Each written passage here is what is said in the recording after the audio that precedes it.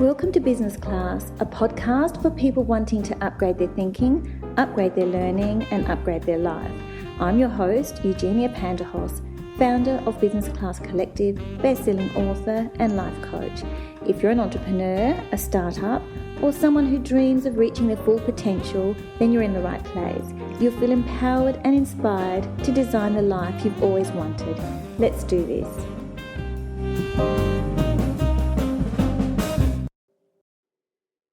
Hello, gorgeous people, and welcome back to the show. I hope you're having a wonderful time and that you've had a great February, which seems to have flown. Here we are, nearly at the end of February.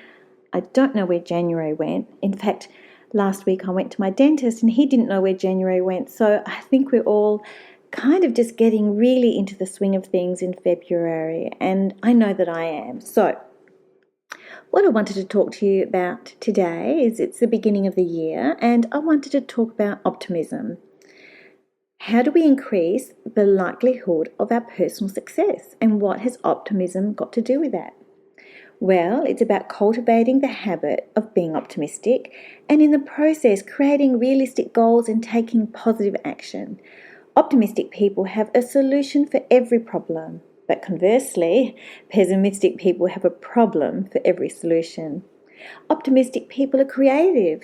They possess problem-solving skills and they see the world as us and not them.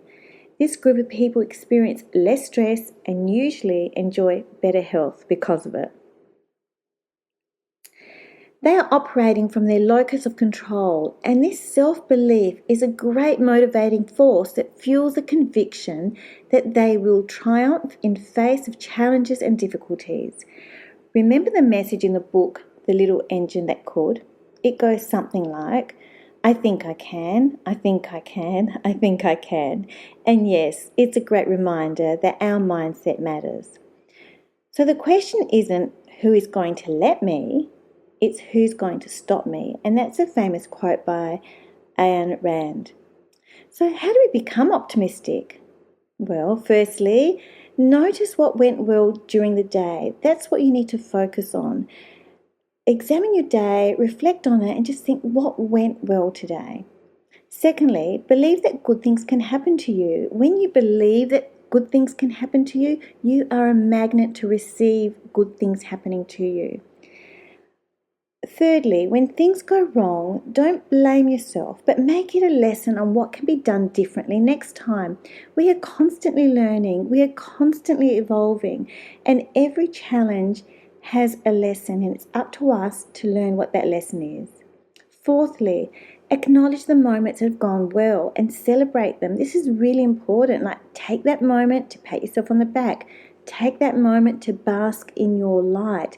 Take that moment to really appreciate what you've done. And lastly, keep the right company and observe how optimistic people conduct themselves. Learn from their modelling. When you look at optimistic people, you can feel their energy. You can feel that there is something going on, that they look at life differently. And if you're a person that comes from a place of lack, from being pessimistic, you'll see them as a shining light. You'll want to be like them if you open your mind and heart to it. You don't want to be the negative person in the room. You don't want to be the pessimistic person in the room that seems to have a problem for every solution. We know people like that, and they make life very, very difficult. So choose your tribe and choose it well. Be inspired, continue to learn, and learn from positive people around you, people who are going to have a great influence on your life. So how does optimism play out in our life? I'm going to give you an example of my book, Greek Life, that won Best Mediterranean Cookbook for Australia in the International Gourmand Cookbook Awards. So what does that mean? It means that it was recognised globally as a book that was worthwhile and that had been embraced and was respected. The other thing, it recognised me as an author, a first-time author who self-published Greek Life. And how did I do that? So part of it was having optimism and self-belief.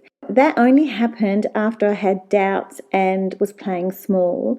But once I had the courage to talk out loud and explain that I'd written a book when people had asked me what I'd been up to, only then did I actually own it. And then I developed a business plan, and I had it stocked in the best stores in Australia, and people had travelled from overseas and were told about my book, and they would secure their copies and take them back to their countries. I had people who order one book and then come back and order a box of 12. It was remarkable, and I think the optimism that I had, you have that little bit of success, you have that taste of what is possible, and that brings more confidence and it brings more optimism. So there I was a few years later. I found myself in Frankfurt receiving this award for Greek life. I had the stickers to put on the book, had this beautiful certificate.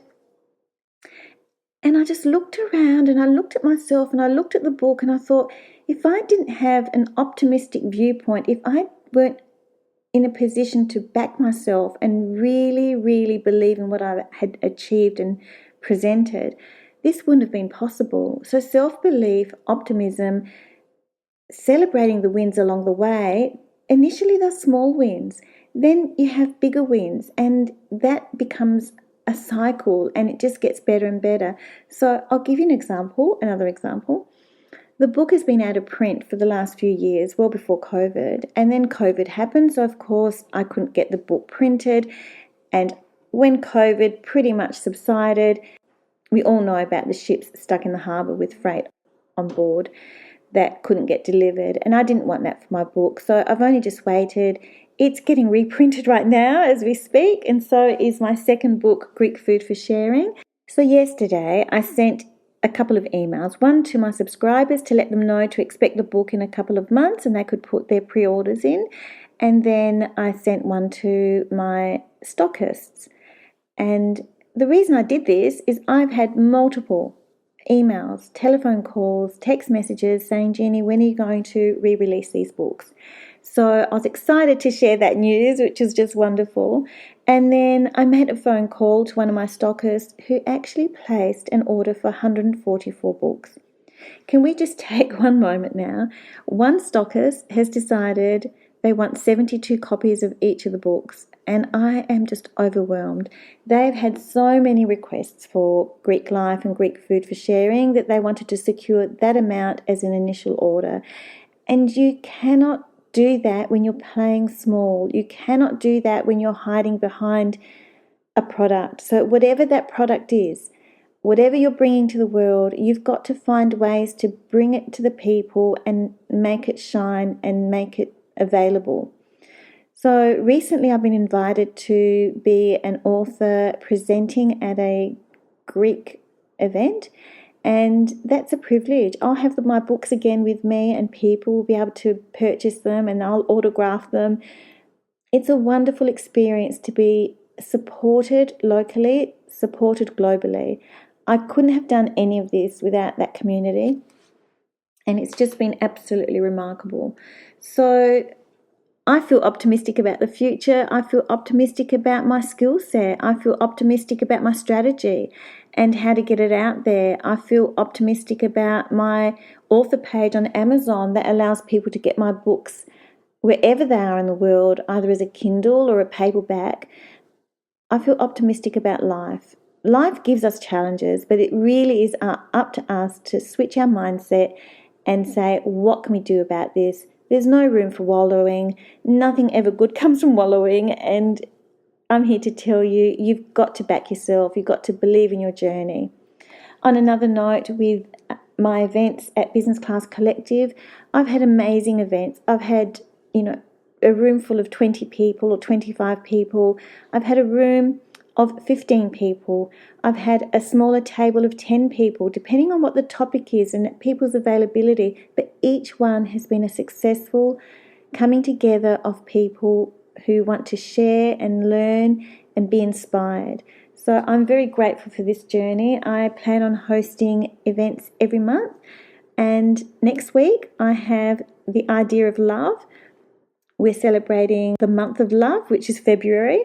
And that'll be at a boutique hotel, very quirky, and it'll be a lovely celebration of love, and people will be bringing poems along to recite and share, and it's going to be wonderful. We've got another guest speaker, Margaret Paredes, and myself are hosting this event, and it's going to be a beautiful, intimate celebration of love.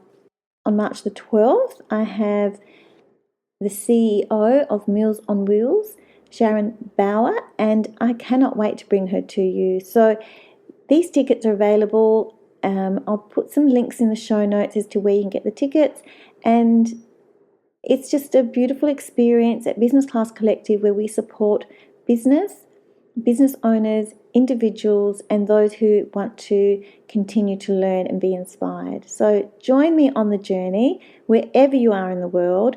Get onto the newsletter and subscribe so that you're always in the know and that you'll always get some sort of inspiring information or thought leadership coming into your inbox. Until next time. You've been listening to Business Class, presented by Eugenia Panterhos, founder of Business Class Collective. If you haven't yet, go to Apple Podcast, subscribe, rate and review this podcast. Share the love and let your family and friends know too. You can follow Business Class Collective on Instagram and Facebook. Join me next time.